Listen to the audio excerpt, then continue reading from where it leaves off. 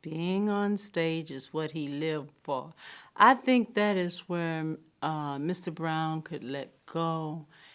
The emotions that a human being felt, he really, in my spirit, although he used the stage as his home, it really was where he lived, and I believe within my heart he was called.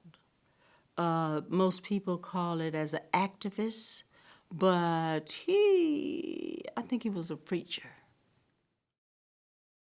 The tune reminded me of what we call hoofers, dancers, tap dancers and things, and James could do his moves. But the live version of There Was a Time, he would start telling you, there was a time I could do this kind of a dance. And then he'll break off and he'll do that part of his dance. Then he'll come back and say, there was a time that I could do this and do that. And every time he would say that, then he would show you what dances he was talking about. And then the solo came. You start playing solos and he's going through his act as doing the different dances and the moves and things. And then, that was one of the ways of him showing you his showmanship. Our shows were usually 2 hours, 2 hour plus. And many times, Mr. Brown had to have his doctor with him because he had worked so. It was like when he was on stage, this was his life.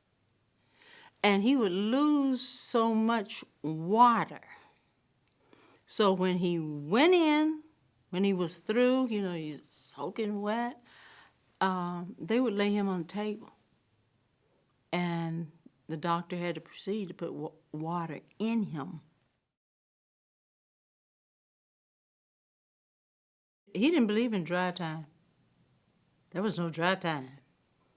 I don't care if he was on the organ or he was on his knees. There was no dry time. And when I say dry time, there never was an empty spot where music was not playing, okay? The music, there was no dry time. That was his persona. That was his style. I mean, you're from one tune right out of one into the next. And I mean, it was just nonstop. That was what would keep you sitting there in awe. How is he doing this? How could he do this? And everything had hits for whatever you were doing. And when you came out of something that was an up tempo into a slow move, it was always right there on time. That was his show business. I was one of the drummers, but you were following him. He didn't follow you, you followed him.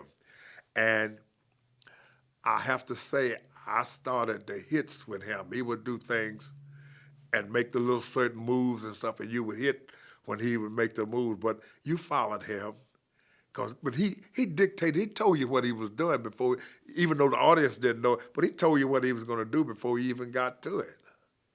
You knew what he was doing. I don't know how the fellas do it. They did it. But he could. And they knew what to hit. It was like a sign language that was among just them.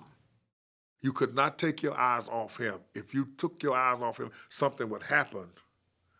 Then you've either missed the beat or you missed where you were supposed to be. And that was the reason he turned around, looked at you and said, gotcha. And he would give you the fines, But it was ironic for us to play like that. The other drummer, Clyde Stubblefield, I could start the tune and start playing. Maybe Jane wanted to hear him that night play the same tune I play all the time. Then he would give it to Clyde. And if Clyde wasn't doing it like he wanted to hear something else, he would give it back to me. That's the way you were doing, but you knew how to play all of it. Oh, yeah. I was in Shreveport. And Shreveport, we were playing the Armory, and the promoters wanted him to play. I think there was two promoters. Anyway, they wanted him to play an early show for the whites and play the second show for the blacks. And he told them they had the wrong person. He didn't play a segregated show. And he said, well, if that's the way you feel about it, if that's what you want, you can, I don't know how you get your money back, but I'm not going to be here. I'm going to leave. And then they said, oh, no. They didn't want him to do that. So he said, well, however you want to do it, as long as it's not segregated, I'm not going to play it to a segregated audience. And at the time, the segregation, that's the way it was going. They made an aisle. On one side of the Armory was white, on the other side was black. There was an aisle between them. And I'll tell you this, as soon as the band hit, you didn't know who was what. You thought everybody had mixed the milk together, and everybody was with everybody. And that's what we did there. Oh, he was so excited. I had heard a little something. But that evening, after the show was over, Miss Whitney! I got it, Miss Whitney! Yes, Mr. Brown? See, they gotta understand. He said, I got some words. And she said, yes, sir, Mr. Brown, yes, sir. And we gonna cut that song. Mr. Brown, if he had something he wanted to do, it could be 1 o'clock in the morning. It was the same as 1 o'clock in the afternoon.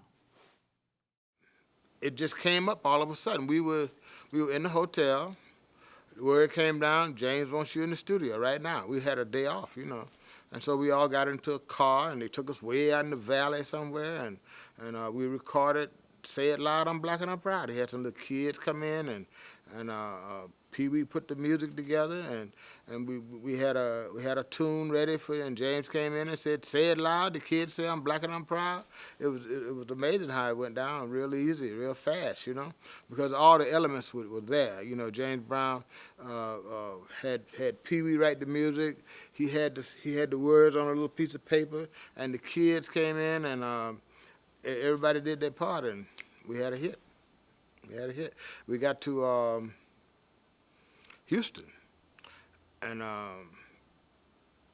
15,000, 20,000 people. James got on stage and said, "Say it loud," and they hollered back at him, "I'm black and I'm proud." I was surprised that a tune could be that popular that fast. It wasn't 2 weeks from Los Angeles to Houston, and the audience knew the song. You know, I was really surprised, because I knew it was a brand new song. We had never cut it before.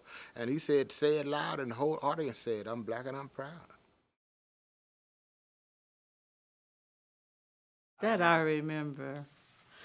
Some of the band members were getting afros.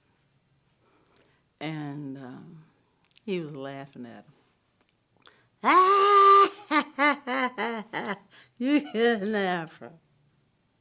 Oh, he wrote them. Then one day he came in with an afro. And everybody looked, they knew not to laugh. He cut his hair. He wrote a song called "How You Gonna Get Respect If You Haven't Cut Your Process Yet?" You know, what process is a hairdo, you know. And of course, it came back slowly. His hair got slicker and slicker as we go along. But he cut his hairdo. Everybody started wearing dashikis, you know, and he went totally natural. His hair was nappy as my hair is now, you know.